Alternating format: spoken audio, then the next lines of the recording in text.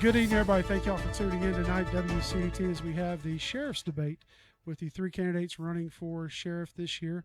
We have the incumbent sheriff, Tim Fuller, Troy Parsons Jr., and Charles Keller with us tonight. Thank y'all guys for showing up. The way we're going to do this tonight is we drew numbers to start off with. Each candidate selected a number. That's the order we'll go in for the evening. Each candidate's going to start off with 3 minutes to tell about themselves, a little bit of their history, then tell why we should vote for them. And then we'll go into the questions. The first candidate will get the question. They'll have 2 minutes to answer. And then we'll go in order from 1, 2 to 3 in that order through. The first person that speaks will have a minute at the end of the round to say anything they might have come up or something that they might not have thought of. So you have a minute to do that at the end. There will be a set where we have individual questions for each candidate we'll ask, and then we'll go back to another round of questions for all three candidates. So as drawing the numbers, Sheriff Fuller, you went first. So you got 3 minutes. Tell about yourself. I'm Sheriff Tim Fuller. I've been in law enforcement for 43 years. I've been the sheriff of Franklin County for the last 20 years. I'm very proud of our accomplishments, and I was asked a couple of days ago what's a highlight of your career, and I got to say a rural reentry that came into effect in 2007 with myself and Christine Hawkins put that together to reduce the turnover rate of inmates reoffending coming to jail. And also secondary to that is the SRO, the situation that we were put into in 2013. We was able to put SROs in every school in this county. I commend the county commission and the school board for voting for those things. And, more recently, I'm very proud of our training and what we've done in more recent times. The advent of our interdiction unit in the last couple of months have been very productive for our drug cases. And we do have a drug problem in this county. Every county does. And we're no exception. The overdose deaths and also we're seeing an increase in those type of calls. But I do ask for your support, your vote. And I would ask you to look at all of our resumes and make your choice. I feel like my resume speaks for itself. And elections held on August 6th, early voting July 17th, and ends August 1st. All right. Thanks, Sheriff. Hey, everybody, make sure you speak into the mic so everyone picks you up very well. You want to get a little closer. All right, Troy. My name's Troy Lynn Parsons Jr. I was born and raised in this county. I began my law enforcement career back in 2015 at the Franklin County Sheriff's Office as a correctional officer, where I worked my way up from a correctional officer to a sergeant. From sergeant, I went and became an FTO for the facility, training new encumbered correctional officers. I worked there for 7 years as a correctional officer, working on budgets inside that jail as far as kitchen, produce, uniforms, equipment, and so forth.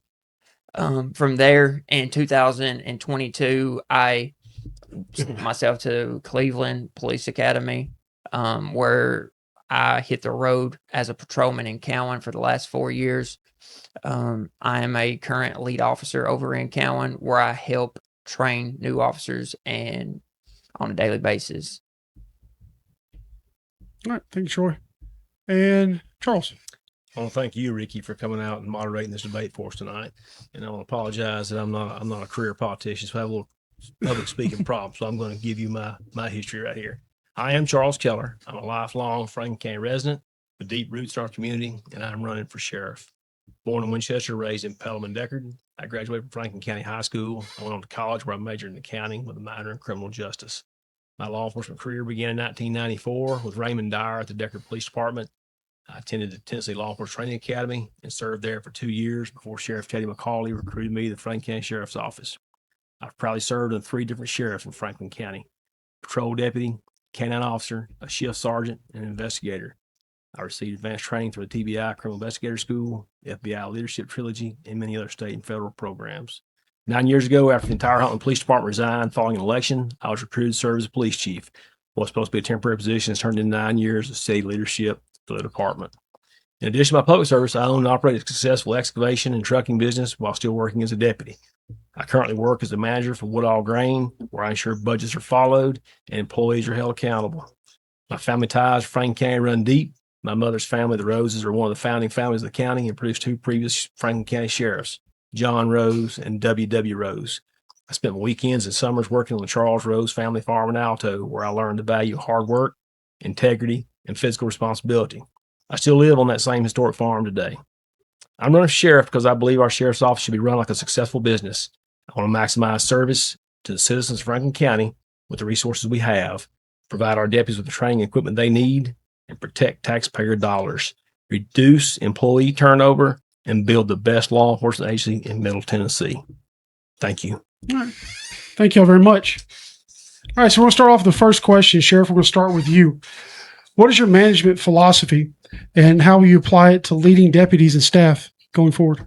I feel like my man's philosophy has been ever since I started my career at the sheriff's office in Moore County. I was chief deputy there, moving up to Franklin County in 1985, been a deputy. I've been investigations and served as chief deputy. I felt like my strongest leadership management philosophy comes from leadership. I've never had an issue of making hardcore decisions. I've never had an issue with making decisions in a timely fashion on the spur of the moment at times when you're put in that situation. I feel like that is my strong point. My education, besides basic police academies, been the National FBI Academy, also the National Sheriff's Institute, and also the University of Tennessee leadership course. And I feel like those things have molded me into where I'm at today. I truly believe leading by example is my leadership philosophy. All right. Thank you, Sheriff. And Troy, we'll go to you. My management philosophy is lead by example. If you're telling somebody to do something, you need to be the first one to do it. Being able to speak proper to someone opposed to being ugly to someone, that is another philosophy of mine. Mind your manners whenever you're speaking to somebody. Helping a person that needs to be helped. There's the philosophy. If you lead by example and you show one how to talk or go into a situation, you're going to get an outcome. All right. Thank you. And Charles. Good leadership requires putting the right people in positions to help your employees be the best that they can be. You got to have people that can answer the questions. You got to be present. You got to be available to help. You can't be off doing other things in other places while your business is running. You've got to stay on top of it. You got to use the newest tools out there available and the latest technology to be successful. All right, Sheriff, anything you want to add? No. All right. Troy, next question is going to start with you. What is your approach to balancing proactive policing with community trust? In that sense, I believe that the community and law enforcement should be unified. We shouldn't have vehicles going up and down the road that's labeled County Police Department or Sheriff's Department.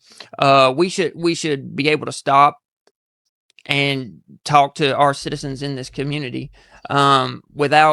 Without doing that, you're putting a gap in between law enforcement and the citizens that it is essentially trying to protect. I do believe that more functions should be done in the communities in Franklin County that will bring us into a tighter knit county. All right.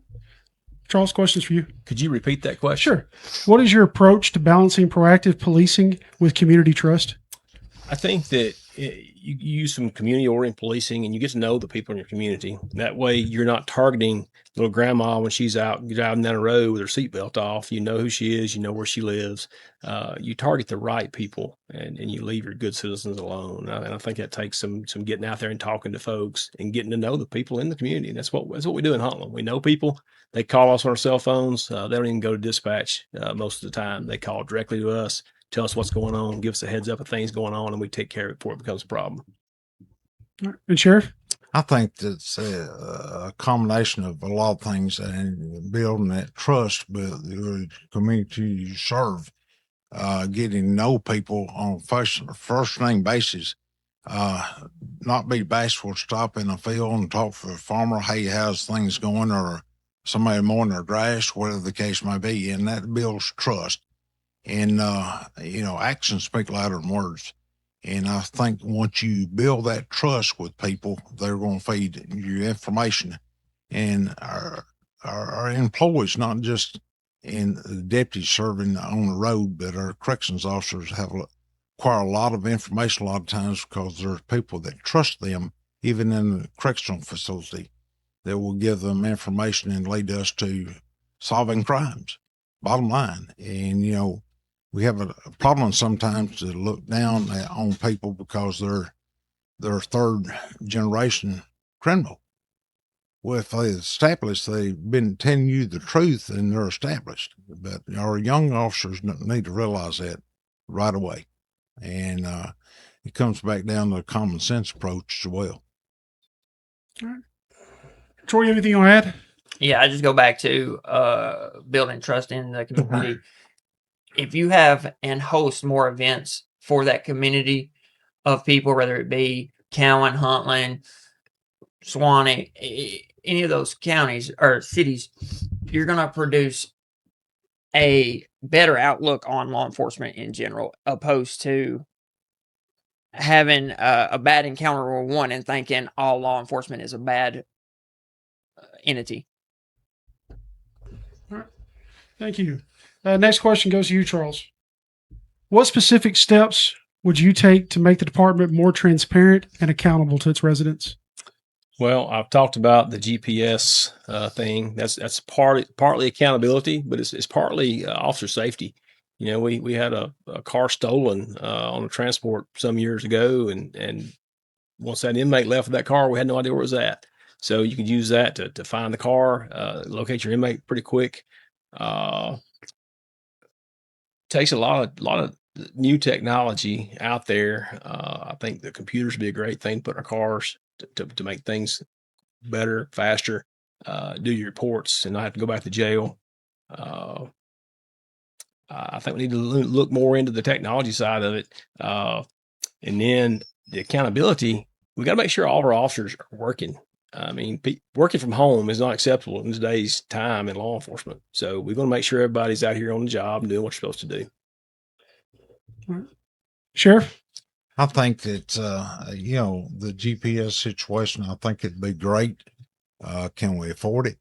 I have no issue of trying to approach that, but at the same time, we've got to be able to afford it.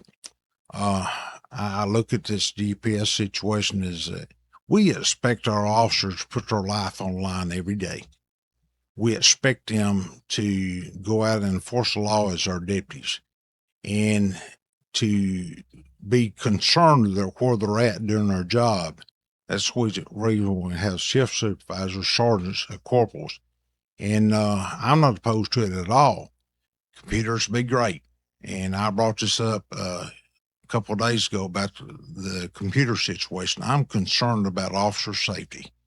We have officers that have been killed in this nation totally because they were blindsided. They didn't know what was coming from behind them, from their side.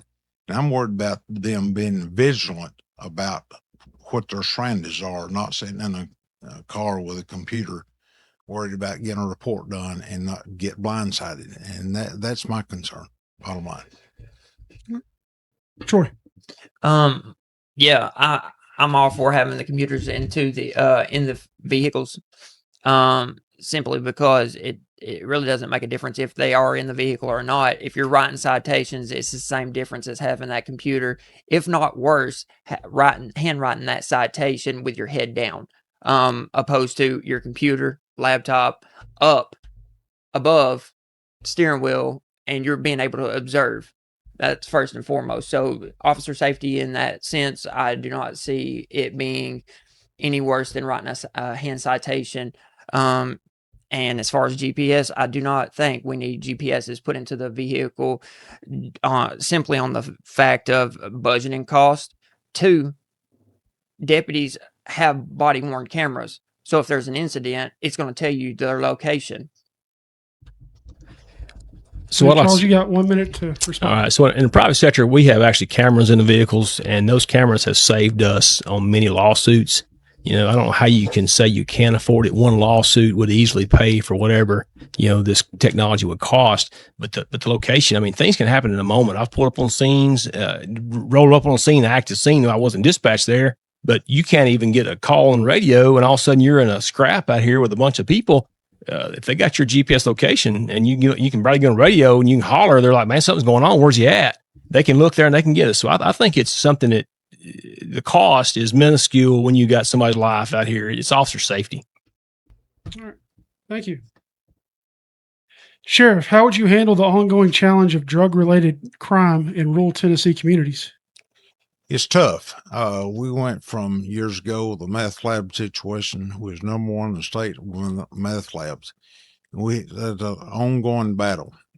In more recent history, the fentanyl situation, overdose and the deaths associated with that. And we have had a steady hand on, I signed an investigator in 2007, actually, to DEA for that purpose. Currently, I do not have one assigned. We're going through the process with someone else. But at the same time, I think that you got to take all hands approach.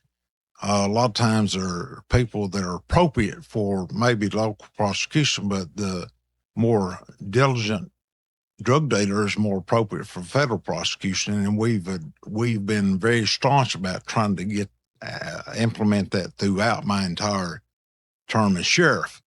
But at the same time, you got to work those drugs. It's not just a search warrant case. Our officers are working in the street, make drug cases. And I'm very proud of the numbers that we have been able to generate in more recent history with the advent of our interdiction guys.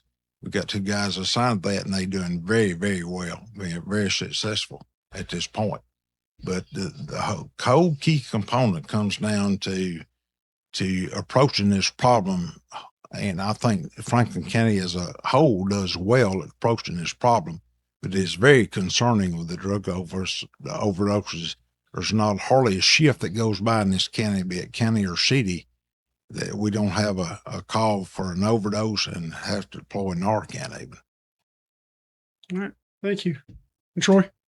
Yeah, just to hit on Mr. Fuller's interdiction team that he has put together.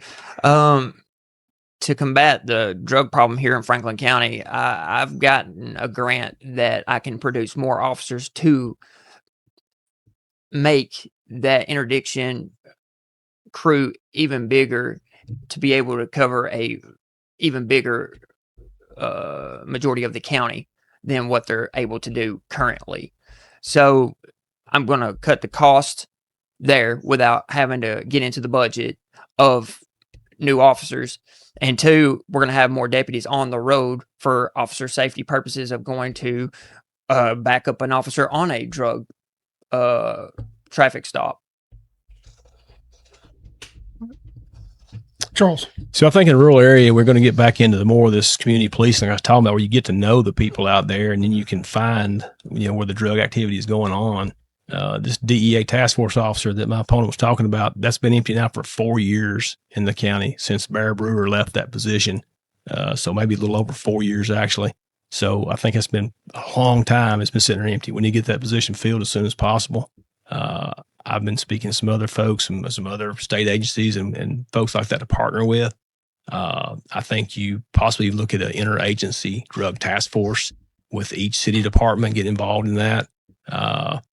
and communication on top of everything is seems to be where we all fail. I mean, we passed information on about drug activity in Hotland, and nothing's ever done about it. So we're basically a part-time department. We do very well just to answer the calls that we get, but we don't have the resources, the money, or the manpower to actually go out and work, search warrants in drug cases like that. All right, Sheriff, anything you want to add? Only thing I can add, my opponent brought it up about 4 years. I mean, I hadn't met anybody there since birth. Evidently, he overlooked that Charles was there for a period of time. So, anyway. All right. Next question. What is your stance on cooperation with federal immigration enforcement, ICE, and why? Troy? With that, we're going to work inside the law. I mean, we can't be out here just pulling over and targeting certain individuals just because their skin tone or anything for that matter. We're going to be working inside that law format. Whatever federal governments, we're going to work with them hand in hand.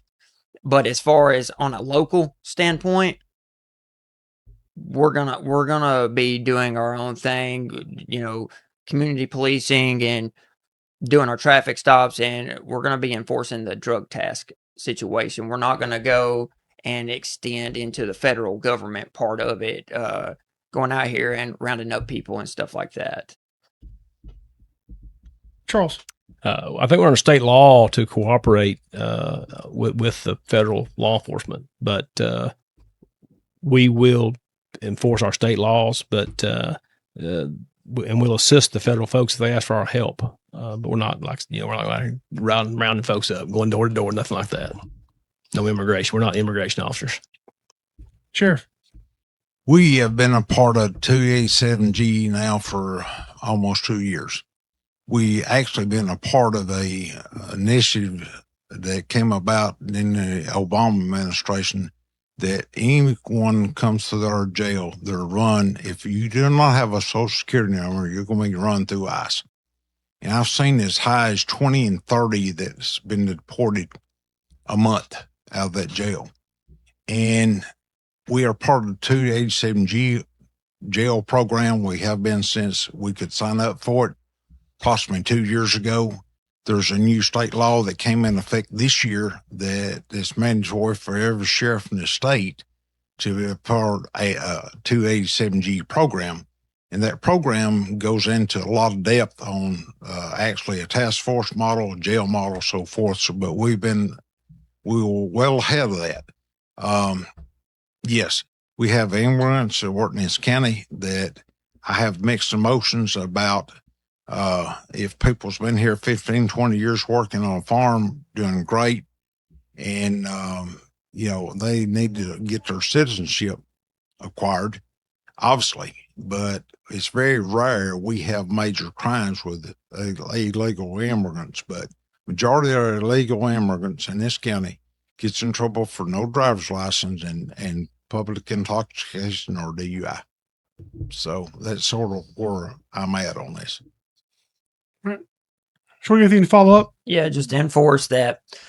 Yeah, of course, we're going to take care of it once it gets to the jail. But as far as going out and targeting, set such individuals, we're just going to do the bare minimum in that sense, working hand in hand with the federal government if they need help. All right, next question goes to you, Charles. What do you see as the top 3 public safety concerns specific to Franklin County right now? Well, drugs probably are one of our number one. And then the next thing would be our fraud. That's a huge thing going on. And I think the third is almost going to be a combination of those two, because that's the biggest things that's going on right now. That especially the elderly in these fraud cases, they're really taking money from people, and there's really no way. Most time they're out of this country. We can't do anything about it. So we can do things about the drug issue. We can put people in the right places, and we can start rounding the dealers up. Leave these users, these street level users, that seems to be what's being arrested around. And let's go to the dealers. Let's get the people who are bringing it in and distributing it and make an example out of those folks. All right, sure. I think number one, drugs. Obviously, I agree with Charles on secondary to that is the scams that we're dealing with is epic proportion in this county. Bond scams, the other scams that perpetrated in this county is unreal. You won the lottery. You're dealing with someone that's 80 years old that's never won anything in their life. They're excited and they're scamming money from them. And then, you missed jury duty. I mean, that's three of the most popular ones. And it's absolutely horrendous because they're targeting our elderly folks. And I think we can do a much better job on what we're doing with that. We've had some in the more recent history that has literally come to the elderly person's house and to collect money. I'm not talking about $10,000. I'm talking about $20,000, $30,000, $40,000. And we've literally had to sit up and make an arrest on that situation. And it's horrendous how that all unfolded in the first place. So, yes, I think that's the two priorities. And thirdly is the darn thefts. I mean, people getting their trailers stolen, getting their different things that are stolen in more recent history with us, cattle of all things. Cattle prices are through the roof anyway. So we've had that here recently. All right. Hey, Troy. Yeah, I'm just gonna echo, what Mr. Fuller and Mr. Keller has spoken on, the drug use and the fraud. But my third is gonna be different. The child abuse situation in this county, or these predators. So I would say the third is going to be your juvenile runaways and child abuse. That is my third concern. All right, Charles, anything you want to follow up with? I just think we got to get some outreach in the county and do some training. Get these elderly folks out and tell them what's going on so they can have a better idea how to spot these scams. Get the right people out here and get on the rooftops and let's scream it and tell folks what's going on. All right. Next set of questions is going to be directed to individuals. We'll start with Sheriff. It's your turn to be up. So we'll start with you. You stated yesterday when I was listening to the program with you and Joe that you meet with leadership team every January to set an action plan for the year. This is a two-part question. First, what were the key issues identified in this year's action plan? And second, what specific steps have y'all taken to address those issues? Two issues this year was training. Trying to up our training and the advent of first responders to active shooters. Secondly was the ERAD system, which is a system to identify potentially scammers through the advent of cell phone location real time. Also, the credit card identification with identifying credit cards that are being used, whether they're stolen, whether there's fraud being committed with those. That was two issues this year. And we actually made the steps today to put this or acquire the ERAD system today. And the advanced training we have been doing that all year. So ever since January. Give us some examples of the training. Training, we put together actually 2.5 years ago, the first responders are to our schools for active shooter. We put together training to go to all of our schools and to incorporate fire EMS in our training as well as school staff. We've been doing after school and all of our schools for active shooter training. And then in this last year, we incorporated the reunification points of where to reunify a person after the shooting incidents, which is obviously away from the school. We have 11 schools in this county. So you got to think somewhat outside the box, but to be able to establish that reunification. And what brought that on was, that was somewhat of oversight ever since we've had SROs in every school. But, and the number one issue that we had for many years was no key access to each one of these schools. If you responded, yes, we have an SRO there, but he can't and come in and lock a door for you. So we address that with a school system, and of course the advent of the camera systems where we can look at another school from another school where you got actually an incident going on at Franklin County, and the SRO South can go into that system and say that the shooter or the bad guys are here or there to feed information.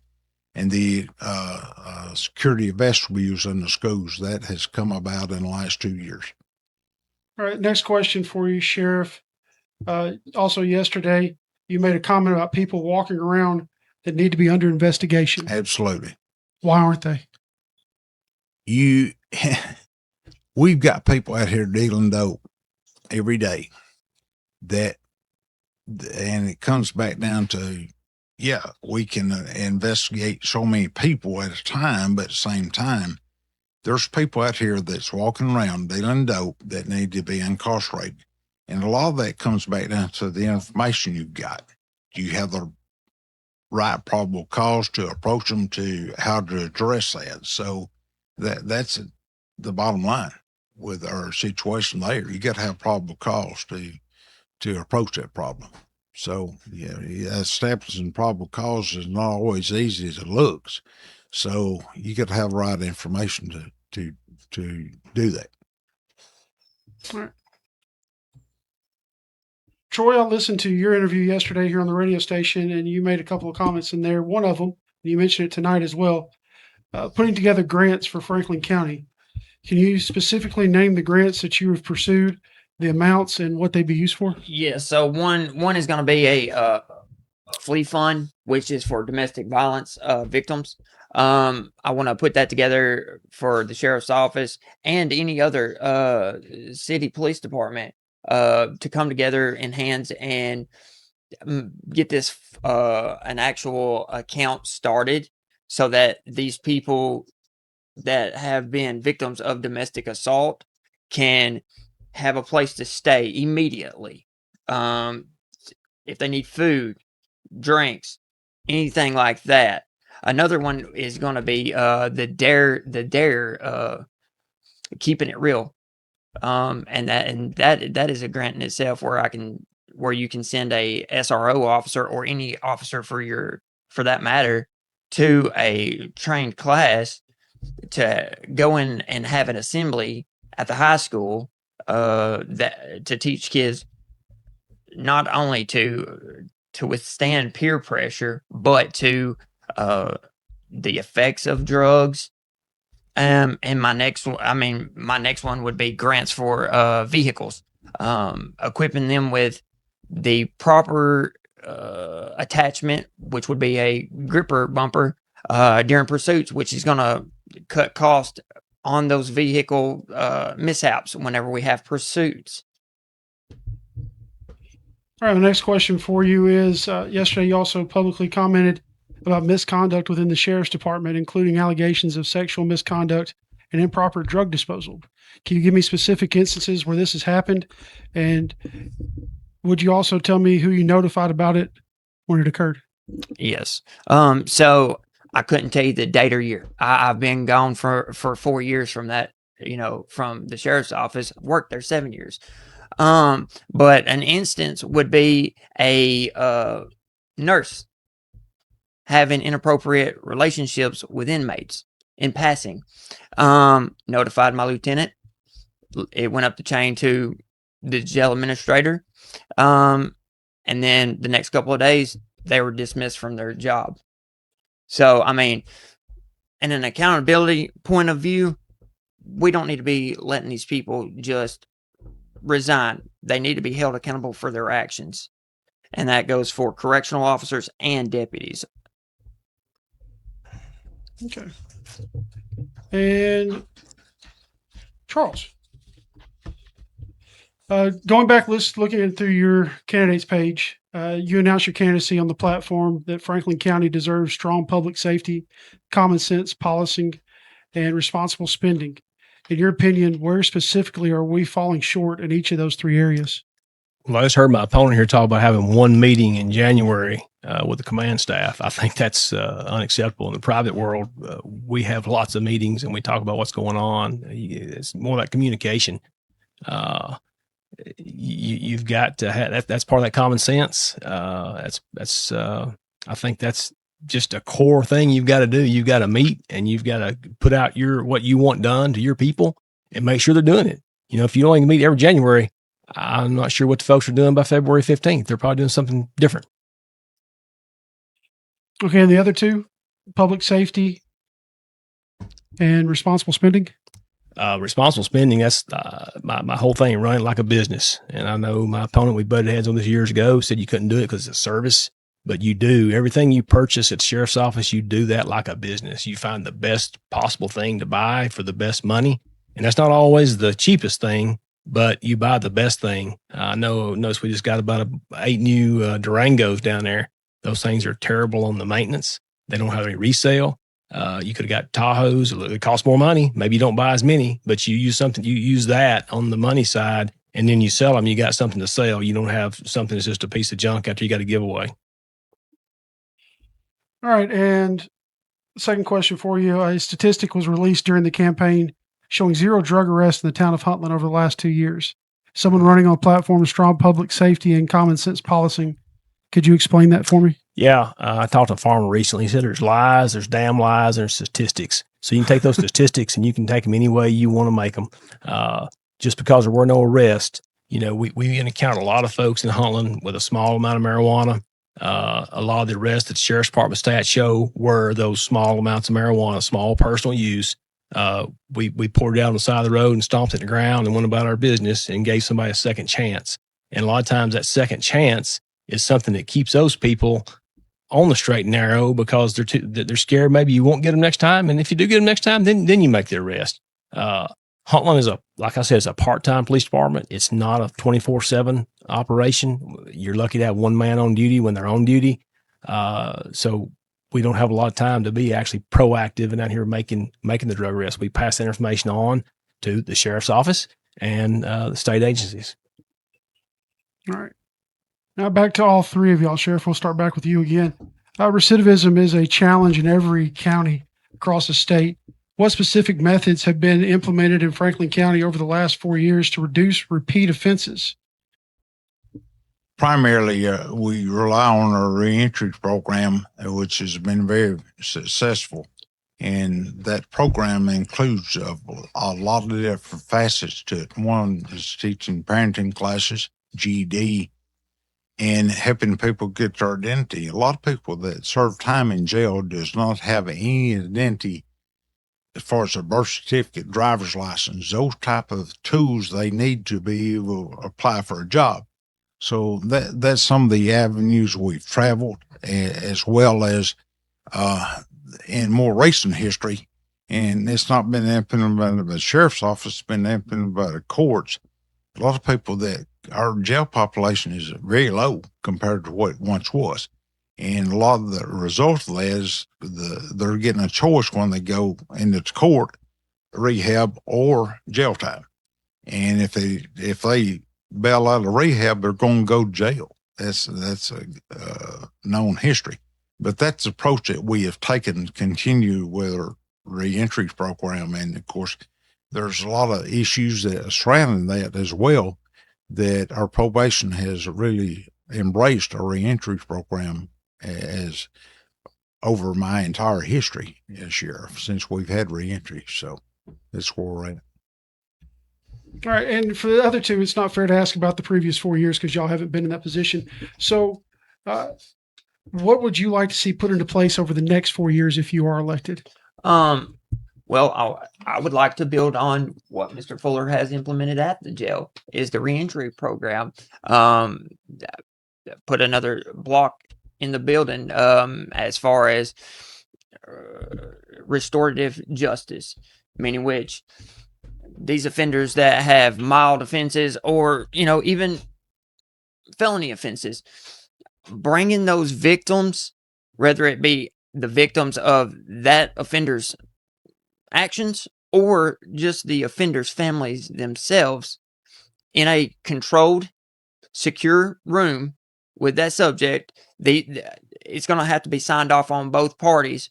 But you bring both parties into the room and allow them to speak with one another, because if we can get that victim, the offender is a victim too. But if we can get both of those parties in that room, that could break the cycle of him coming back or her coming back to that facility in the first place. And I believe it starts with, just say drugs, for instance.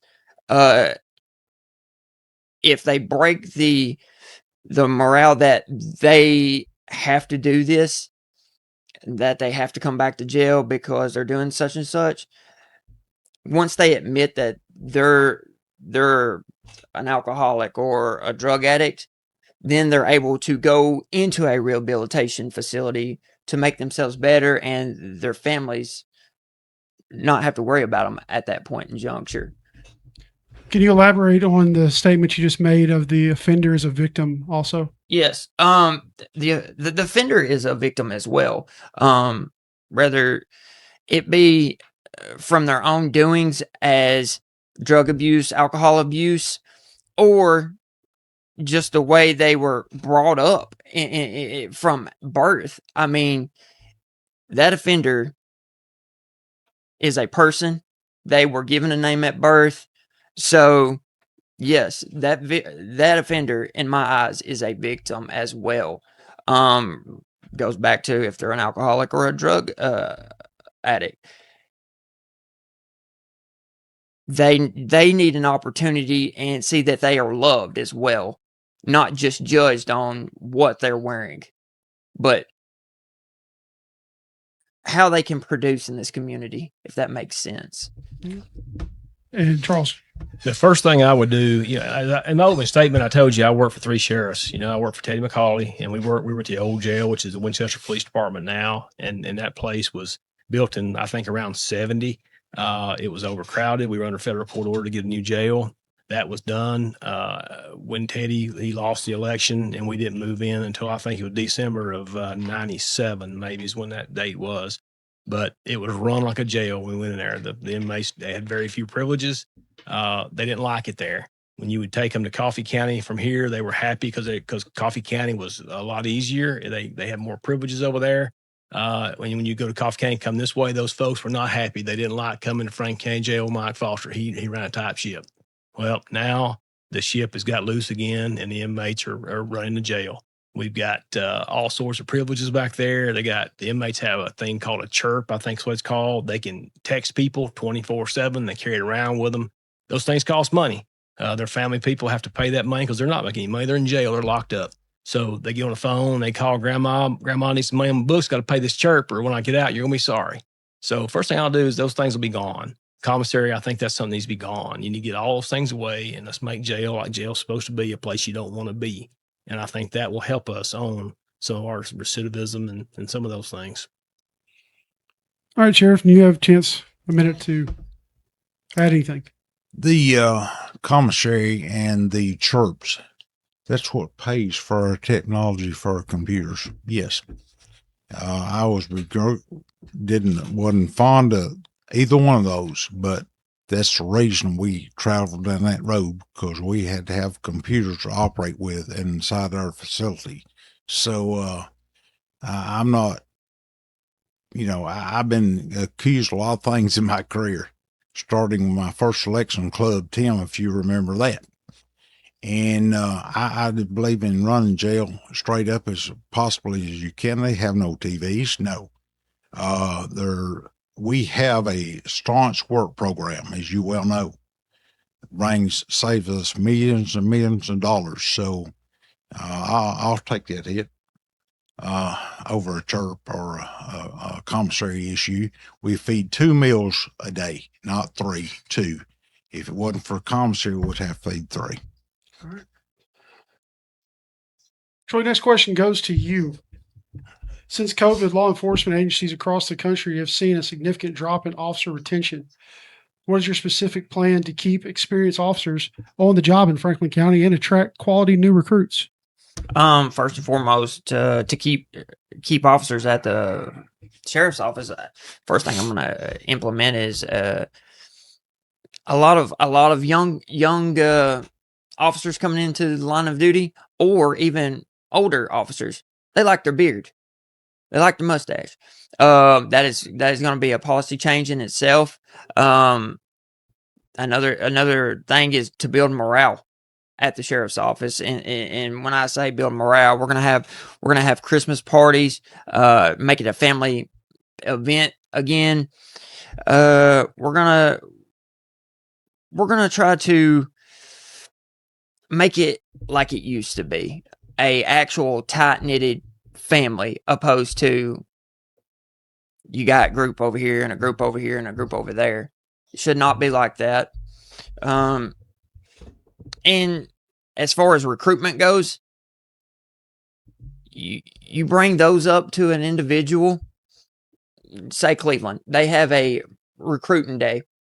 You go up there, you lay it out to them. Hey, we got take-home cars. Our policy states that we're going to have beards, as long as they're maintained and trimmed. We're going to have special events, family days, and stuff like that. You're going to be able to keep officers and to pull officers in, because we have a beautiful community here. We have people coming from the outside, from Florida, Texas, whatever it may be, Franklin County. So we can pull officers in. Charles? I think that you start out with treating everybody the same. Give everybody a fair shake at promotions. You don't change the rules on a posting just because it doesn't fit everybody. It fits the one person you have in mind for that job. I think that would make the morale better. You get leadership, and you get better training. Your scheduling could be a little bit different, where you rotate your schedule and give folks a weekend off. 4 10-hour shifts, that's great. But if you're off, you work every Saturday, Sunday, or every Friday, Saturday, Sunday, it's not much of a life. Everybody deserves to have a weekend off. And I think that you could do a schedule, whether it be 10 hours or 12 hours, and you can let everybody rotate their days and have some time off with their family, because I've been there. I've done that. I've missed ball games. I've missed programs at school. You ought to have days off. And Sheriff? I think the recruiting starts at, we have got the best recruiting advantage of any agency around, and each county does. And we have a reserve program. Years ago, we had a explorers program, and it went away for lack of interest in their high school. The reserve program is a very well recruiting tool that we utilize. Also in corrections, and you serve a period of time in corrections. When we have an opening for a deputy sheriff that wants to be on the road, or even the police departments have, I will say 90% of our employees in this county at once upon a time worked in the jail. Police departments included. So I think we have a recruiting tool right there. And another issue that no one has spoken about is the pay, benefits. We're blessed in this county. The sheriff's office pays the best money among the police departments as well. So, those things are all as a couple that goes into effect. And, as far as the situation with, hair growth and so forth, I have 3 months a year that our guys can grow a beard. It's No Shave November. And we do this as a fundraiser. It runs from November to January. And it's a fundraiser. We use this as a fundraiser. If you want to grow a beard, it's $20. We're going to make a contribution usually to Van Sant's cloak program for kids for Christmas. So, I'm not very happed up on this beard situation at all. I'm old school. I can't help it. All right, Troy, anything to add? Yeah, I'd just like to echo what Mr. Keller said. Inside, if you have somebody that's been there 5 or 25 years, we don't need to bring somebody in from a different county or city and allow them to work there for 6 months. That's going to bring and push them up to sergeant or corporal, whatever it may be. that's going to bring your morale down. So we need to do on review basis and performances wise if we're going to do such things. All right. Next question goes to you, Charles. If elected, who will serve as chief deputy, and why are they the right person for that role? Well, I have a person in mind for that, and I don't have permission to release that name right now, but it's not who a lot of folks probably think it is. I've got a man that's got military background, and I think that structure, that chain of command is a very important thing. So I don't know. We may let that out in a few days. I don't know, but it's I've got a man, and he's a very highly qualified a supervisor that was in this county for some years. So I think everybody will be happy about him. Sheriff. What's the question? If elected again, who chief deputy, and why are they the right person for the job? I still same chief deputy, Brent Perry, and Brent's been with us since 2007, and I'm very happy with what his performance, very much so. Troy. I'm not going to release my chief deputy's name, but I will say that they have background in budgeting, supervisory, and leading a charge. All right. Sheriff, next question goes to you. Currently oversee 130 employees of the Franklin County Sheriff's Department. How do you evaluate each employee's performance? And in your professional opinion, is 130 employees enough to effectively serve the needs of Franklin County? The evaluation process, I go with that first. We do a evaluation. Each supervisor does an evaluation on their regiment employees, whoever's on their shift for the year. You asked about 130 being enough. There's times I feel like corrections, I feel like we're very well staffed where we should be. In the jail or the deputies, I feel like we could use some more positions, yes. But I've been very, very cautious about asking for positions going back to 2013 when we got 8 SROs at one time. Asked for 3 positions 2 years ago. I felt like I would have an issue getting those 3 positions. I was sort of shocked a little bit. The chairman of the budget or finance committee, he's very staunch, hardcore questions, and hardest thing to get in county government's another employee. And he came to me after the meeting, which I was shocked that he approved this. He and the rest of the committee, and of course went to full county commission. And he came to me after the meeting and said, "Y'all need those guys." So I'm very proud of that, acquiring those employees. But I do think we could use more deputies, yes, for certain. All right, and for y'all two, if elected, you'll be responsible for leading and managing 130 Sheriff's Department employees on your very first day in office. What experience do you have managing an organization or team, and why should voters feel confident in your ability to handle that responsibility?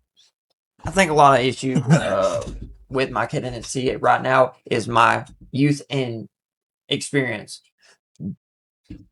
People shouldn't look at that as a bad thing.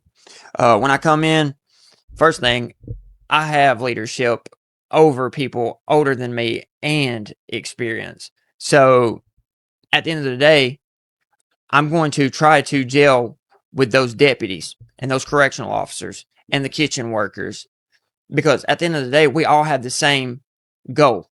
That is to serve and protect this county. I'm going to bring a different set of eyes and new ideas to build on what Mr. Fuller has accomplished in his 20 years.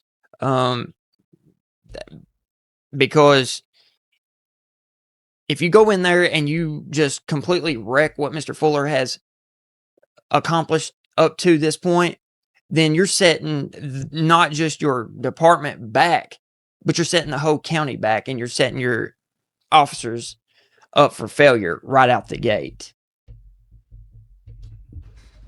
So I work in private business, as you all know, and we have well over 100 employees. I'm responsible for a lot of those. We have facility managers that we put in place, and those facility managers help us take care of those employees.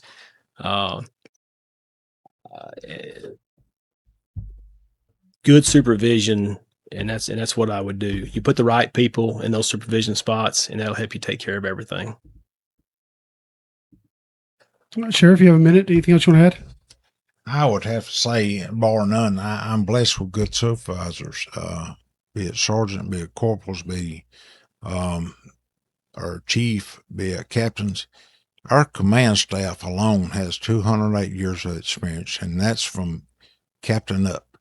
And I'm very proud of that because experience counts. All right.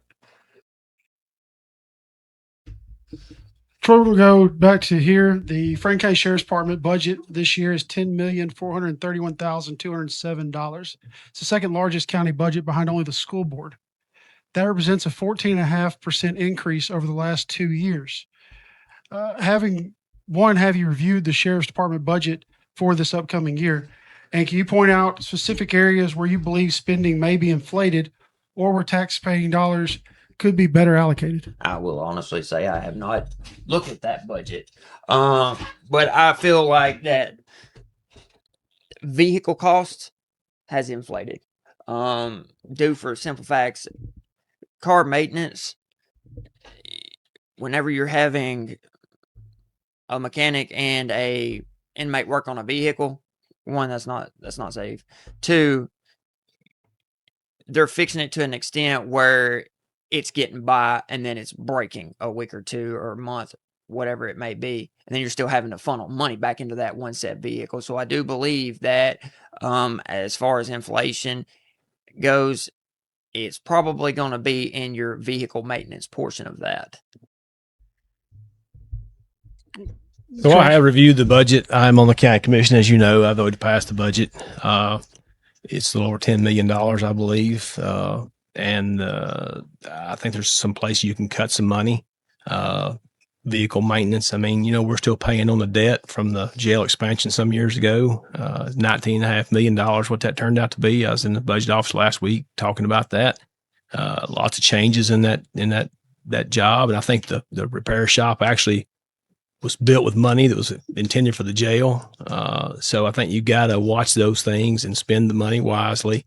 And it gets right back to getting the right people in there. You got to have the right mechanic. I had a water pump put on the local dealership here for one of the police vehicles in Huntland. They asked me for some service work and they charged me $1,000. So I don't know who people that know what that cost. You can buy the water pump for $30 in advance and it takes about an hour to put it on. So that's a pretty high bill. So you've got to do those repairs in house, but you got to have qualified people, not the inmates doing the work on the cars. So and just treat it like a business. Everything we buy, everything we do, done like a business. All right, Sheriff, for you, can you walk us through the primary drivers why it's a 14.5% increase over the last 2 years and what specifically has required that level of additional spending over that time frame? If my memory serves me correctly, that comes back down to employee pay raises, cost of living raises, majority of that. The advent of bottom line, and I was opposed to it. I'm still opposed to it. During time clock, I'll tell you up front. I told them when this time clock went in, and we have to punch the time clock. I'm the only one, I guess, that don't because I'm an elected official. But the advent of the time clock, we had employees that would show up to work 15, 20 minutes early, get briefed on what they're doing. The advent time clock, we got to pay for that. And it went from about $60,000 a year in overtime to $100,000 now. And I very much was opposed to that.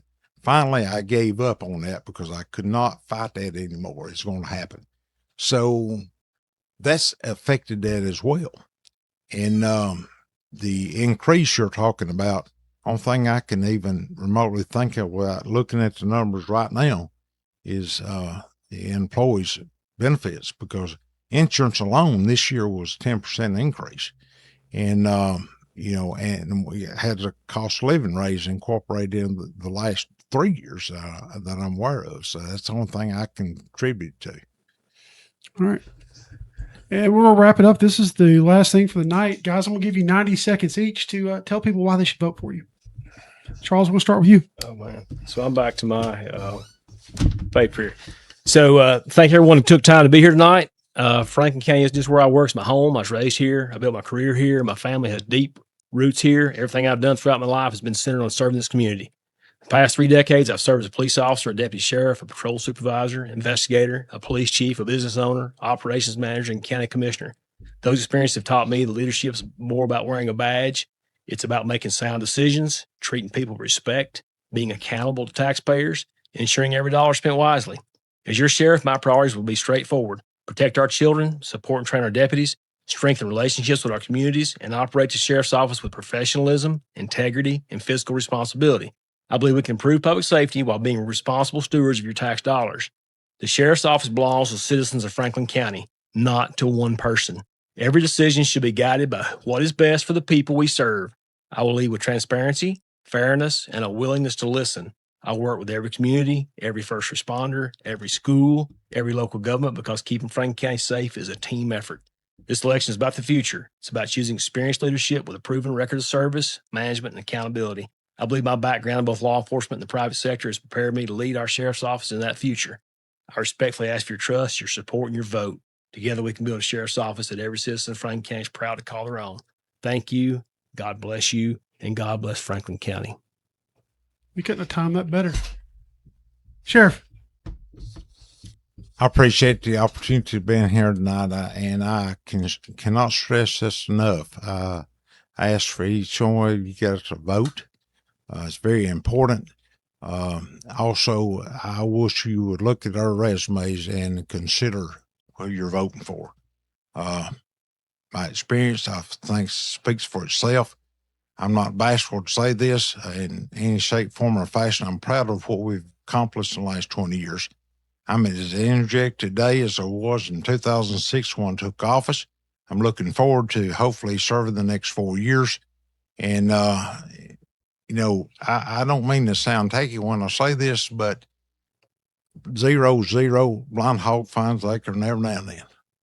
And I'm going to say this in the end. I went to the White House back about a year and a half ago. And this is a little funny incident. We got a lady in this county that hates me, evidently. And she's very vocal about this, very vocal. And she said, thank God that at least he didn't wear overalls. So it is what it is. She wouldn't like Jesus Christ as sheriff. So thank you. Hey, Troy. Thank you for the platform that you've put us on tonight to speak to the citizens of Franklin County. And I'm just asking for you not to judge us on solely on the resumes, but judge us on the charisma and how we want to lead the deputies and making an actual bond with the community and making Franklin County safer for our children and creating new options as far as outreach programs for kids, and cutting budgets. All right. Well, thank you all for coming out tonight. Thank you all for tuning in to WCDT's Thank you. Sheriff's Debate. Y'all have a great evening.